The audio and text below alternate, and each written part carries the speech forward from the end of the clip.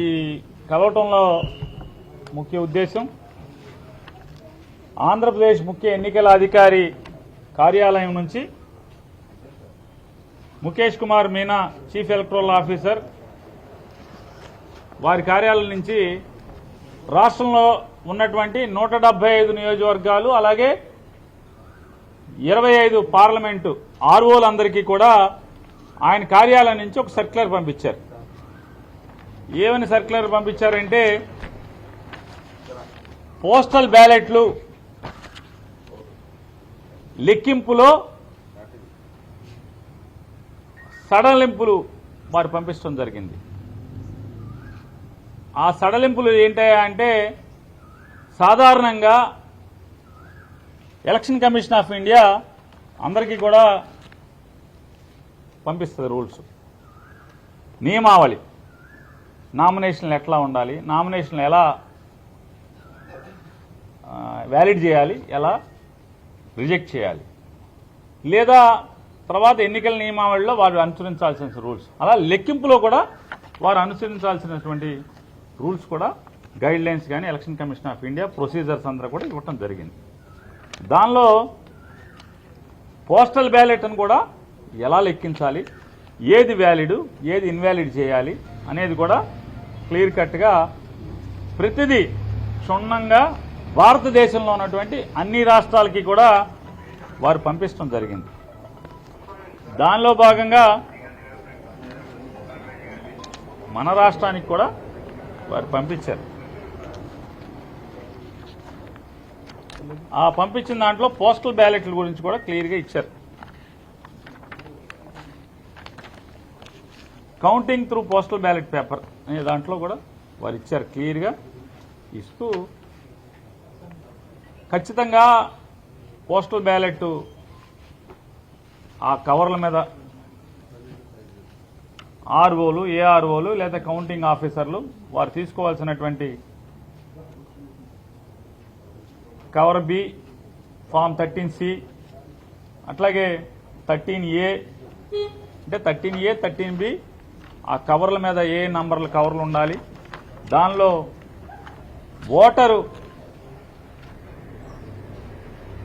ఆ ballot paper number రాయటం, లేకపోతే వారి పోస్టల్ వారికి ఓటర్ లిస్టులో ఉన్నటువంటి క్రమ సంఖ్య ఏది ఉందో దాన్ని రాయటం, వారి పోలింగ్ స్టేషన్ నంబర్ రాయటం, అలాగే ఇతనే ఆ పోస్టల్ ఓటు వినియోగించుకున్నటువంటి ఎన్నికల బాధ్యత నిర్వహిస్తున్నటువంటి ప్రభుత్వ అధికారి ఎవరో అతనికి ఓటు ఎక్కడుందో ఇతనే అని చెప్పని అటాచ్ చేస్తూ ఒక గెజిటెడ్ అధికారి సంతకం పెట్టి స్టాంప్ వేయాలి అని గతంలో ఉంటే, కొత్తగా ఎలక్షన్ కమిషన్ ఏం చెప్పిందంటే ఒకవేళ స్టాంపు వేయకపోతే గనక అతని చేతి రాలుతో డిజిగ్నేషన్ రాసున్నా కూడా వ్యాలిడ్ చేయండి అని చెప్పారు. చేతి రాతతో అతను ఎక్కడ అధికారిగా పనిచేస్తున్నాడు, ప్రస్తుతం ఎక్కడ ఉద్యోగం చేస్తున్నాడు అనేది కూడా రాసి చేత్తో కనుక రాసి సంతకం పెట్టుంటే కనుక దాన్ని కూడా వ్యాలిడ్ చేయండి అని చెప్పని ఎలక్షన్ కమిషన్ ఆఫ్ ఇండియా నియమావళిలో అందరి రాష్ట్ర ఎన్నికల అధికారులందరికీ కూడా పంపించడం జరిగింది. ఇది అందరు కలెక్టర్ల దగ్గర, అందరు ఆర్ఓల దగ్గర, అంటే జిల్లా ఎన్నికల అధికారుల దగ్గర, అలాగే అసెంబ్లీ నియోజకవర్గ రిటర్నింగ్ అధికారుల దగ్గర అందరి దగ్గర కూడా ఇది ఉంది.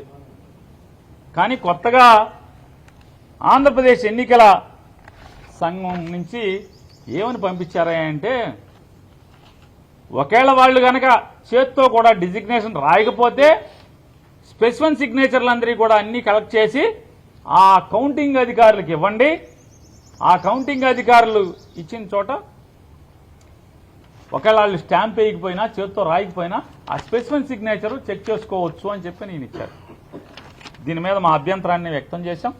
ఎందుకంటే ఆ స్పెసిఫిక్ సిగ్నేచర్కి అంటే ఒకటి ముందు భారతదేశంలో ఏ రాష్ట్రంలో కూడా ఈ వెసులుబాటు లేనటువంటి ఇంటర్ప్రిటేషన్ ఈ రాష్ట్రంలో ఎందుకు ఇచ్చారు? ఒకవేళ మీరు ఏదైనా ఒక రాజకీయ పార్టీ మీకు ఈ సందేహాన్ని వెలబుచ్చితే మీరేం చేయాలి? కేంద్ర ఎన్నికల సంఘానికి ఇక్కడ రాయాల్సింది.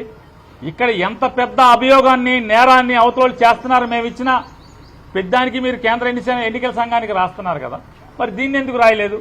రాయకుండా మిగతా రాష్ట్రాల్లో లేనటువంటి వెసులుబాటు ఈ రాష్ట్రంలోనే ఎందుకు ఇచ్చారనేది మా అభ్యంతరాన్ని వ్యక్తం చేస్తూ మీరు పునరాలోచించాలి. దీనివల్ల స్మూత్గా అంటే పారదర్శకంగా ఘర్షణ లేని వాతావరణంలో అత్యంత పారదర్శకంగా జరగాల్సినటువంటి ఎన్నికల ఓట్ల లెక్కింపు రసాబసా అయ్యేటువంటి కార్యక్రమం జరగబోతోంది. ఎందుకని మీ స్పెసిఫిక్ సిగ్నేచరు పెట్టిన సంతకం మీరు ఏదైతే ప్రొవైడ్ చేసి ఆర్ఓలకు ప్రొవైడ్ చేసినటువంటి స్పెసిఫిక్ సిగ్నేచర్ ఈ బ్యాలెట్ పేపర్ మీద ఈ ఫారం కవర్ 13B 13Cలో ఉన్నటువంటి మీరు చేసినటువంటి వాటి మీద ఆ సంతకం చిన్న స్ట్రోక్ తేడా వచ్చినా ఎవరో ఒకరు అబ్జెక్ట్ చేస్తారు. ఎంతమంది ఏజెంట్లు ఉంటారు? 15-20 మంది కౌంటింగ్ ఏజెంట్లు ఉంటారు. ఒక్కడ అబ్జెక్ట్ చేసినా కూడా అది అభ్యంతరమే. ఈ గొడవలకు దారితీసేటువంటి పరిస్థితులు. ఎందుకని ఇంకోటి చెప్తున్నాం, ఆ ఇంటర్ప్రిటేషన్లో కూడా వారు రాసే దాంట్లో కూడా ఏమని రాశారంటే ఫెసిలిటీ సెంటర్ అంటే ఫెసిలిటేషన్ సెంటర్.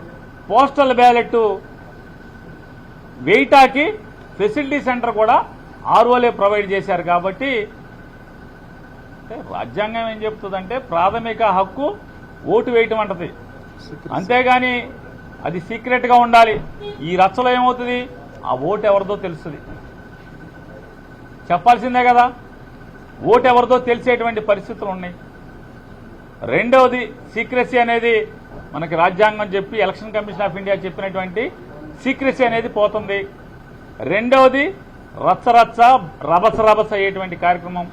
సహజంగా మనమే ఉంటాం, బ్యాంకుకి వెళ్ళినప్పుడు స్పెసిఫిక్ సిగ్నేచర్ పెట్టమన్నప్పుడు మానవ నైజం చాలా జాగ్రత్తగా మన సంతకాన్ని పెడతాం. అదే ఒక 100 చెక్కులు ఇచ్చి 100 మీద నీ సంతకం పెట్టమంటే ఖచ్చితంగా స్ట్రోకులు తేడా ఉంటాయి. లేదు నువ్వే 100 సంతకాలు కాగితాలు ఇచ్చి ఒకేసారి 100 సంతకాలు పెట్టమంటే నిర్లక్ష్యం వస్తుంది, విసుగు వస్తుంది. మరి స్ట్రోక్ తేడా ఉంటే అబ్జెక్షన్ చేస్తే ఇదంతా రచ్చే కదా, గొడవలకు దారి తీసేటువంటి పరిస్థితులే కదా.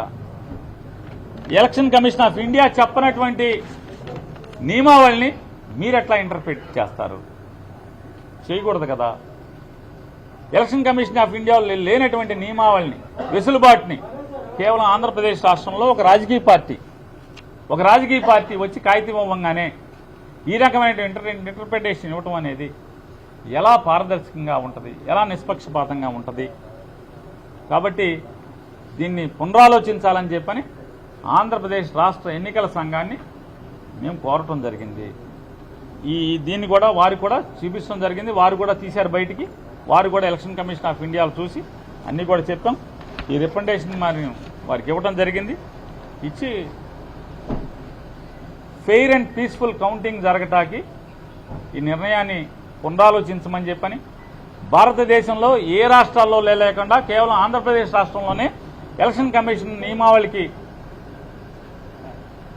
మీరి అంటే దాటి ఈ రాష్ట్రంలోనే ఇటువంటి సర్క్యులర్ ఇవ్వటం ఎంతవరకు ధర్మం అని చెప్పని కూడా వారిని మా విన్నపాన్ని వారికి చెప్తూ పునరాలోచించి మంచి నిర్ణయం తీసుకోండి. ఫెయిర్ అండ్ పీస్ఫుల్ ఎలక్షన్ జరిగేట్టుగా, కౌంటింగ్ జరిగేట్టుగా ఇన్నాళ్ళు కష్టపడ్డారు, మంచో చెడో ఏదో చేసుకుంటూ వచ్చారు, కనీసం ముగింపు అన్నా మంచి ముగింపు ఇవ్వండి అని చెప్పని కూడా వారిని విన్నవించుకోవడం జరిగింది. ఈరోజు